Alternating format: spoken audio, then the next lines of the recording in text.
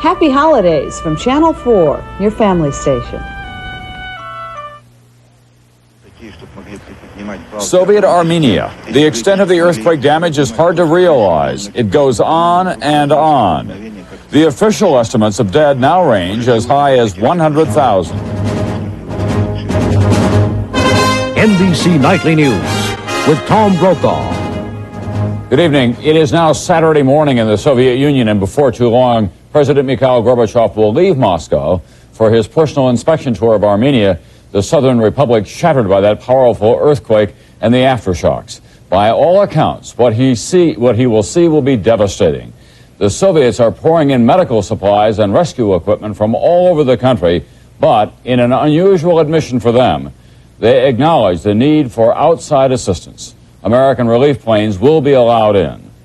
The official Soviet estimate of dead, now 80 to 100,000. Tens of thousands wounded and homeless, 400,000. Hardest hit, the towns of Leninaken, Spitak, and Kirovakan. Spitak, population 16,000, leveled.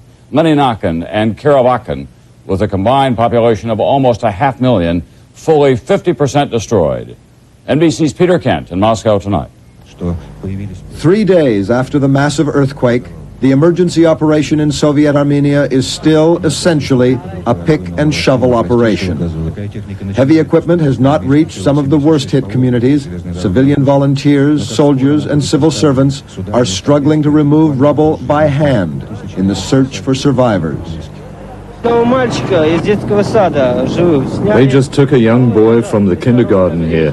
From the next building, they took 2 children, together with their injured father.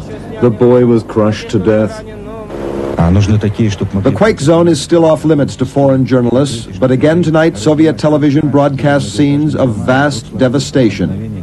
For the first time, the state newscast focused not on the struggle of the masses, but the plight of individuals. This was my brother's apartment. The youngest daughter stayed here. The father was also found here. They just took him out to bury him.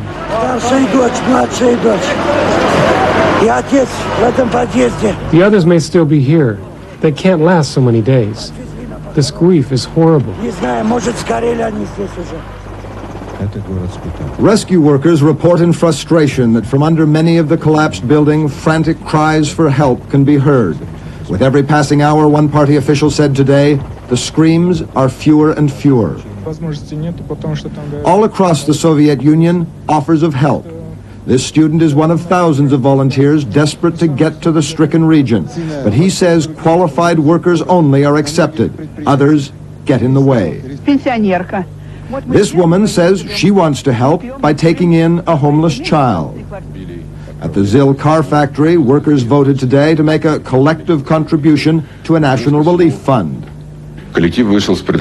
We'll work 1 day extra, the manager explains, and give it all to the fund. Despite the many domestic offerings of aid, the Communist Party's emergency task force is bogged down. Emergency supplies and heavy equipment sent from across the Soviet Union are still arriving at Yerevan, the capital of Armenia. But this crane, which could greatly speed the removal of rubble, lies unassembled on a flat car, unable to go farther because the rail line was destroyed by the quake. Tonight there are reports of governmental self-criticism, charges that some state agencies have been too slow to establish emergency housing for the hundreds of thousands of refugees wandering the streets of flattened communities. And government spokesmen admitted to foreign newsmen in Moscow today that they are still trying to establish the exact dimensions of the disaster. Give us some time. This is probably the first time we had such kind of difficulty in many generations, that kind of disaster. This grim lesson will teach us something.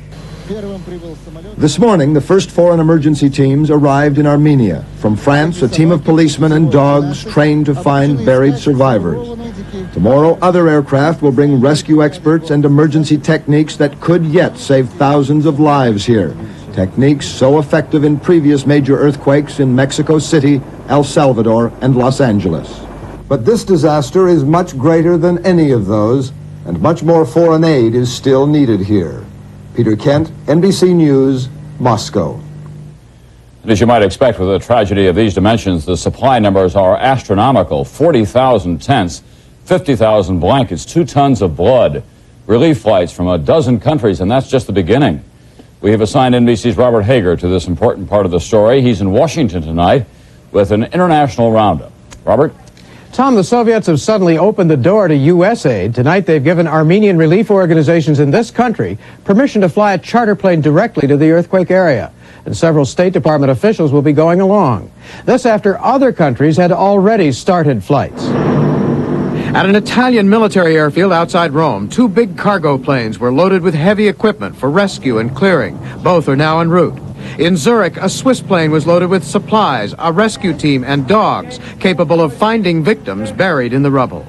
At London's Heathrow Airport, an Aeroflot plane took off with British donations of supplies and equipment, including heat-sensing cameras, also to detect the presence of victims in rubble, and sensitive microphones, which can pick up the sound of a heartbeat through several feet of debris. In the U.S., North Hollywood, California, Valentina Sarchisian and her husband packed clothing for the relief effort. Bags of clothes piled up at the nearby Glendale Relief Center, but the American Red Cross urged people to give money rather than food or clothing. At a high school in Cambridge, Massachusetts, students were doing just that, collecting money, and the Soviets set up a bank account in Washington to accept financial donations. 8 search dogs and their trainers were moved to Kennedy Airport in New York, but it was unclear how or if they would be traveling on. In Washington this evening, Soviet embassy official Yevgeny Kutovoy outlined a long list of medical supplies and other specific help he said his country wants from the U.S. and others.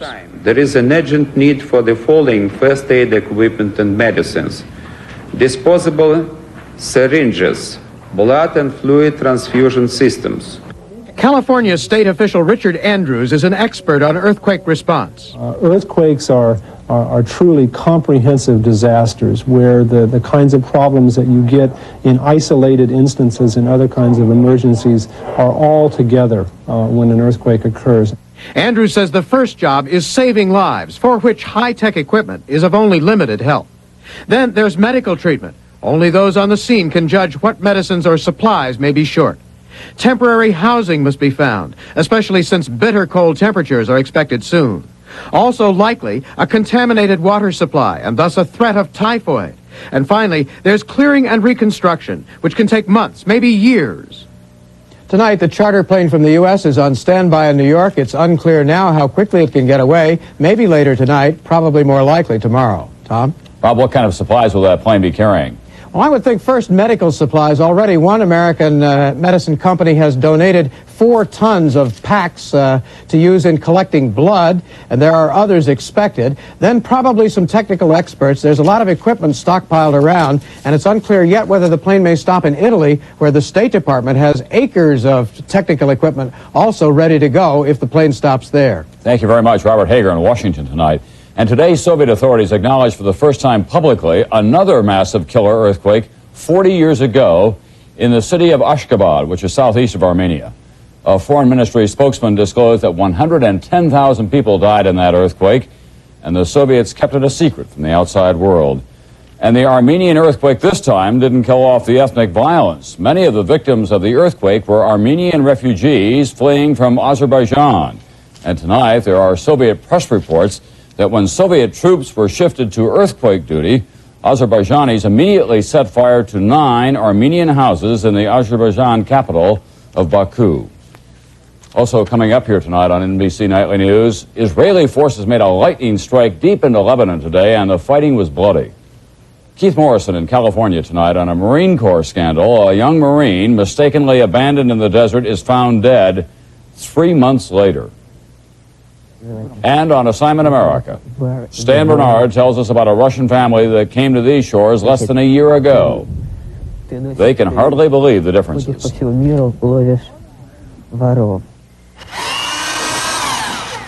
I used to take aspirin for minor arthritis pain, but it sometimes upset my stomach, so I switched from aspirin to Advil.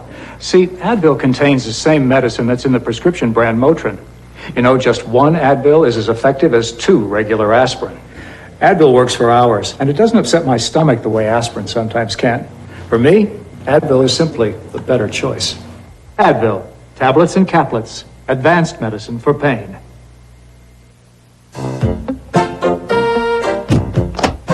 Have you ever wondered what a baggage handler might take on vacation? What everyone should take. Samsonite's Glutton for Punishment.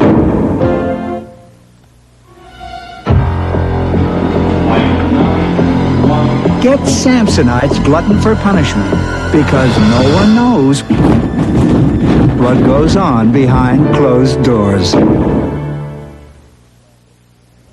For all the recent talk of peace by Palestinians, Israel today was having none of it. It launched a major attack on a radical faction of the PLO known as the Popular Front for the Liberation of Palestine. General Command. The targets, not the usual sites in southern Lebanon, but this time considerably north, near Beirut. And not just by air, but by land and sea as well. NBC's Fred Briggs reports on the bloody results. There were really two raids, the first against an extremist Palestinian training camp, the second to rescue soldiers missing from the first raid. The first around midnight brought Israeli commando teams by boat to Damour, 12 miles south of Beirut. That was the jumping off point for raids on the headquarters, its nearby training camp, and an ammunition dump. At least 20 Palestinians were killed, and the ammunition dump was blown up.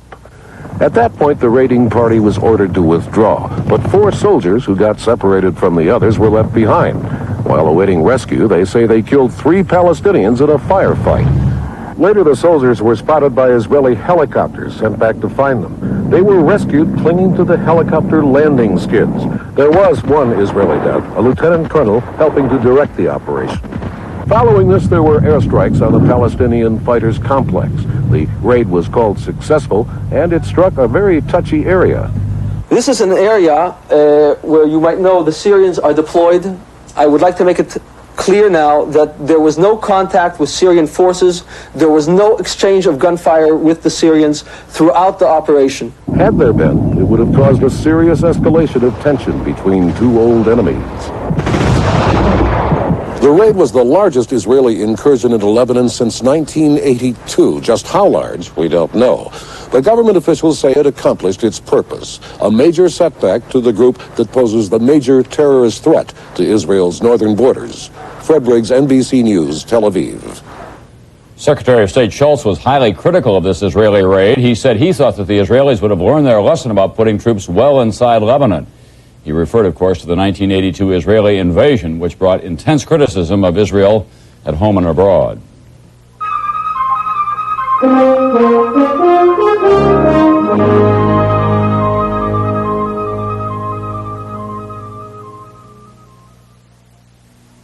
My priorities are fouled up.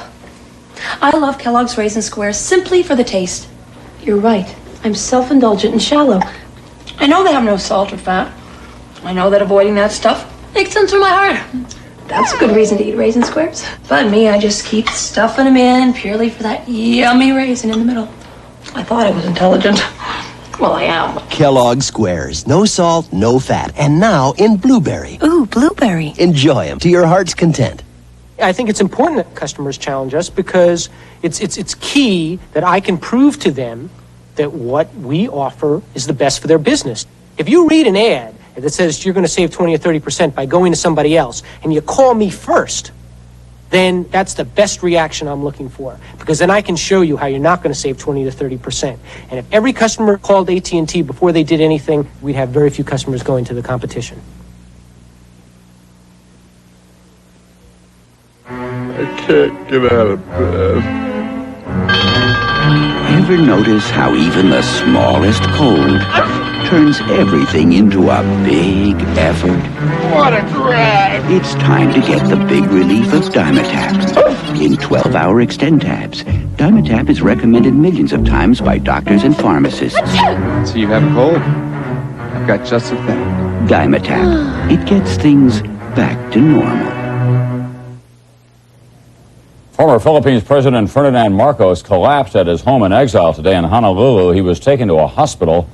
A Marcos spokesman said he suffered congestive heart failure, meaning that his heart was not able to pump enough blood. No word on his condition tonight.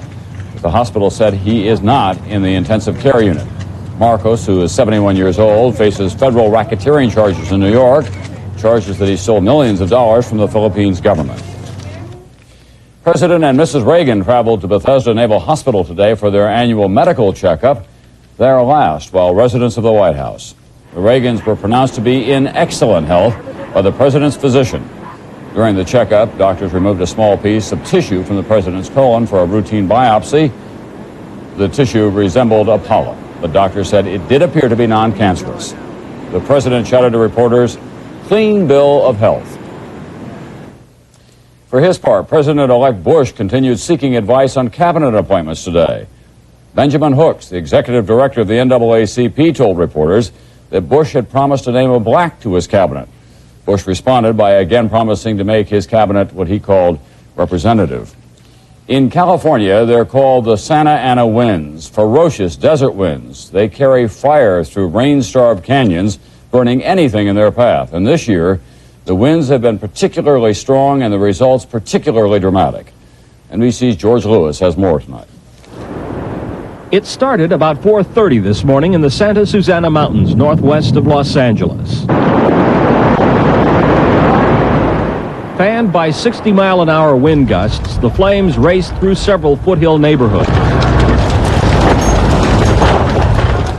More than 1,000 firefighters were ordered into the scene, and the people who live here ordered out. The Los Angeles Fire Department is advising to evacuate the area.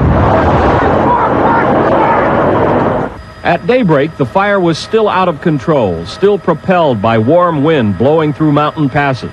A quirk of California weather called a Santa Ana. According to the forecasts, the winds were to have died down by this morning, but they didn't. They were carrying the burning embers everywhere.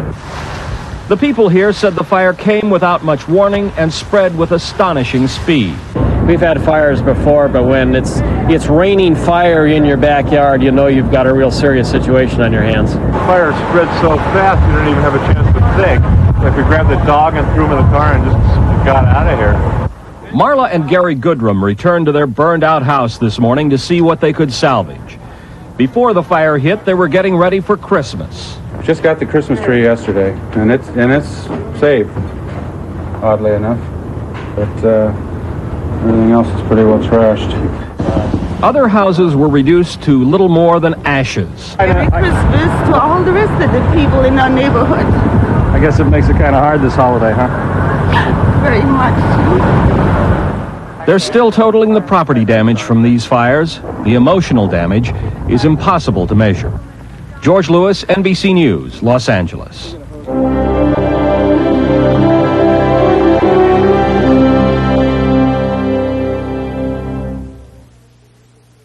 The new Remington Microscreen Ultimate with the exclusive beard lifter stretches the skin and lifts whiskers other shavers leave behind. The new Remington Microscreen Ultimate shaves as close as a blade and closer than any other electric shaver or your money back. I carry keys, I carry lipstick, I carry Metaprin, because you never know what you might need. Hey, Metaprin. Oh, I had this real bad backache, and I asked the doctor. He said take Metaprin. Well, I don't like taking pain relievers, but sometimes you need them, and the Metaprin works best for me. Metaprin's made for tough pain because it's made with ibuprofen, the same medicine as in Motrin, and nothing's proven faster. It really helps my arthritis. If I get a headache, it's Metaprin for me. I bet they could use some Metaprin. When the pain gets tough, get Metaprin. If you love lots of shrimp, Red Lobster's going to make you very happy. Introducing the Shrimp Spectacular Platter, just $7.95. 4 ways to love shrimp, all on one plate. Crispy fried, spicy Cajun popcorn, zesty lemon pepper, and announcing our delicious new grilled shrimp. That's our Shrimp Spectacular Platter, just $7.95. Kid shrimp, $1.95. It's spectacular, now at Red Lobster. And for the holidays, call for party platters to go, ready in just 1 hour.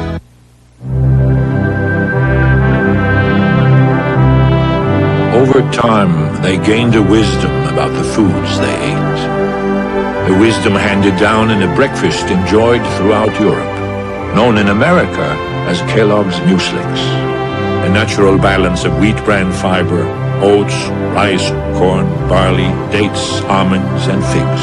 Kellogg's Mueslix, bran or 5 grain, what breakfast was meant to be. Where can you find creamy, soft robes trimmed with lace and embroidery? Robes that zip or wrap, all just $27.99. Find these and more now, only at Sears. He was one of the few good men, a U.S. Marine. He had his whole life ahead of him. Then something that should have been routine went terribly wrong. NBC's Keith Morrison reports on the Marine who was forgotten.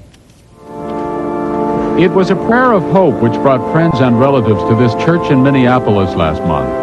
But everyone here knew it was more likely a memorial for a young Marine named Jason J. Rother. And today, the Marine Corps is trying to understand what happened and why. We know that obviously the system broke down. There was an error. It happened here, California's Mojave Desert, a huge and dangerous place where temperatures soar to 120 and the air is parched and dry.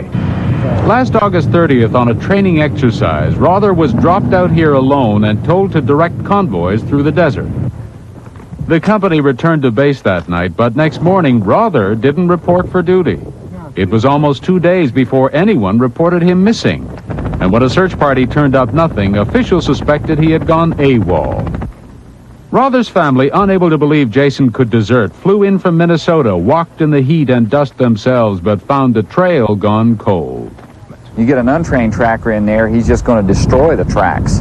So we had no possibility of finding any tracks because they had a fairly large number of untrained Marines attempting to locate this young man. Then last Sunday, local sheriff's deputies practicing search techniques found arrows made of stone, a pile of military gear, and solved the mystery. Within approximately 100 yards, found the location of major skeletal remains. And finally, the Marine Corps admitted that Rother was simply left in the desert. No one picked him up, no one missed him that night. 2 of Rother's commanders have been stripped of their positions, 3 others face court-martial. And in Minneapolis, a young fiancée got the message she dreaded, and a mother grieved. We all prayed that someday we would find out what had happened, if he was alive, if he was dead. But it's still hard to accept.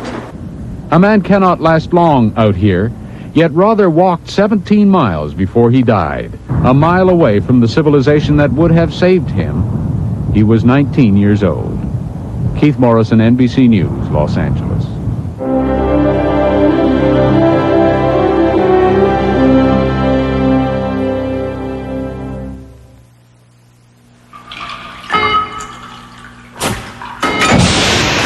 In test after test, Scotch brand Magic Tape resists moisture, so it sticks around a long time. Scotch brand Magic Tape. Stick with the one you know.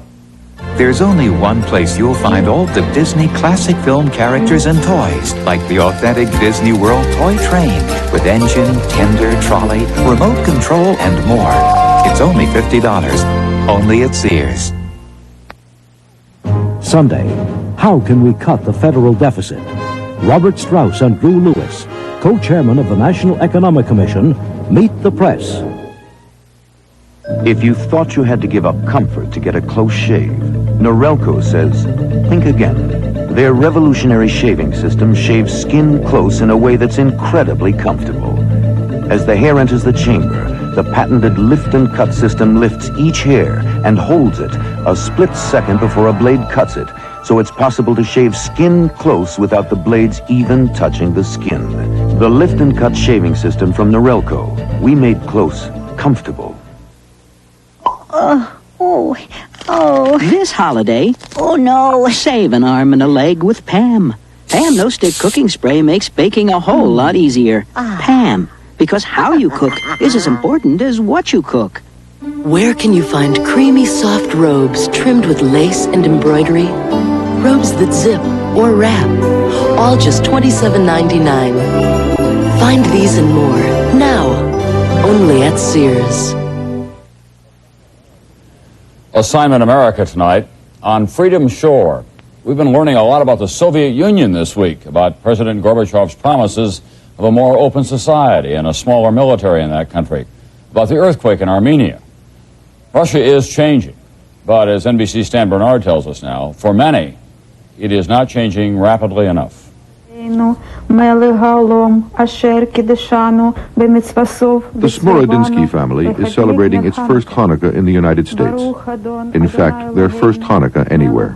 It is a festival of lights and gifts for children. They came from Kiev in the Soviet Union less than a year ago. It was dangerous. It was forbidden. to show interest to Jewish culture, to Jewish language, to Jewish history.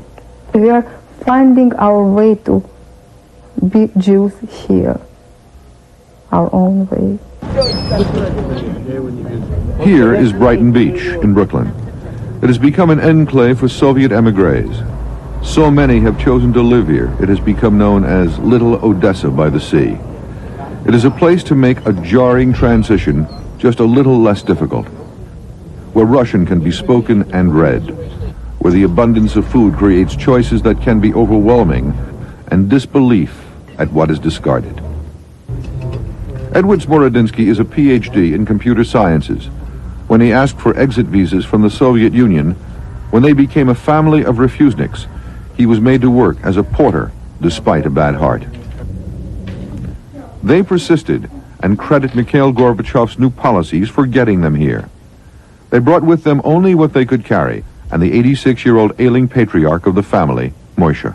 Our goal is future of our children, you see. We are old enough. We hope that our life will be okay. But I hope that lives of our children will be better than ours. I'm grateful to them for making this decision. 16-year-old Ilya. I just can't express my gratitude to them. Here I have a future. I can see the horizon. There I could not. What impresses you most about this country? People. People are, they're so different from Russian people. They are not frightened. Zhenya and her 23-year-old daughter Yana are studying computers. 5-year-old Maya is undaunted by her new surroundings and is absorbing her new language. A, B, C, D, Cookie Monster. More emigres are arriving, and there was a party. Edward, like many, believes the Gorbachev visit was a positive step in East-West relations. But he says anti-Semitism is still pervasive in the Soviet Union and is skeptical about success for Gorbachev's reforms. I've lived too long and outlived too many leaders, and nothing has ever changed. The family is together, safe. And if the parents are still uncomfortable in their new country, the children are feeling a sense of wonder. I sometimes like to go out and sit on the rocks, breathe the salt air. Very calming, soothing. You're like looking at the ocean and you're forgetting all your troubles. Stan Bernard, NBC News, New York. That's nightly news for this Friday night. I'm Tom Brokaw. Connie Chung will be here tomorrow night. I'll see you again on Monday.